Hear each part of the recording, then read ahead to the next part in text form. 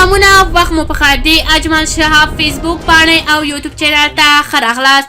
اظهار الحق نوید په بیگ باش کې د لوبېدو په مخه استرالیا ته روان شو.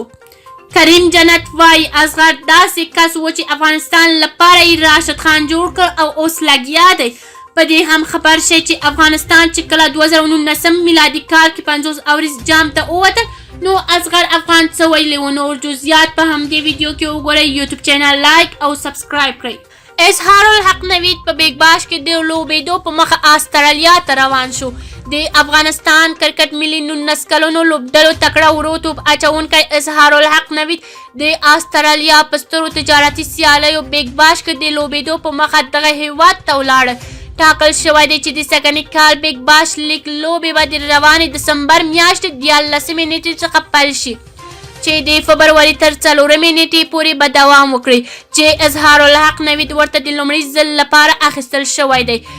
سږ کال د بیگ باش لیګ ته د لومړي ځل لپاره د درافت له لارې لوبغاړي واخیستل شو چې په دې لړ کې 2 نور افغان ستوري راشد خان او مجيب رحمان سره یو ځای اظهار الحق نوید هم ورته واخیستل شو. کریم جنت وایي اصغر داسې کس و چې افغانستان لپاره یې راشد خان جوړ کړ او اوس لګیا دی. کریم جنت وایي چې اصغر افغان په کرکټ کې خپل وخت تیر کړی دی. د افغانستان لپاره یې ښې لوبې وکړې. د افغانستان لپاره راشد خان غوندې کسان جوړ کړ چې دی اوس د زیاتو هڅو وروسته د ملي ټیم څخه ګوښه شوی دی.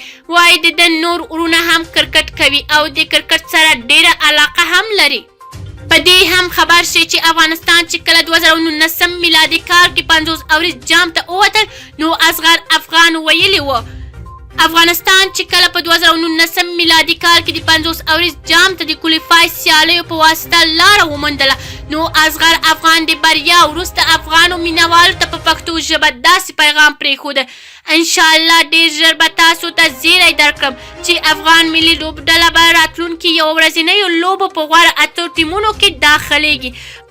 مطلب افغان لوبډله اوس سوپر لیګ سیالیو ته په اتو غوره لوبډلو کې ځای لري او راتلونکي یوه ورځنۍ لوبې جام ته به بې له کوالیفایو سیالیو ورځي. باید ووایو چې نن د هغه پیغام په رښتیا بڼه بدل شوی دی چې پر ځان او په لوبډله یې باور درلوده. که چیرې کوم نظر لرئ کومنټ کې شریک یوټیوب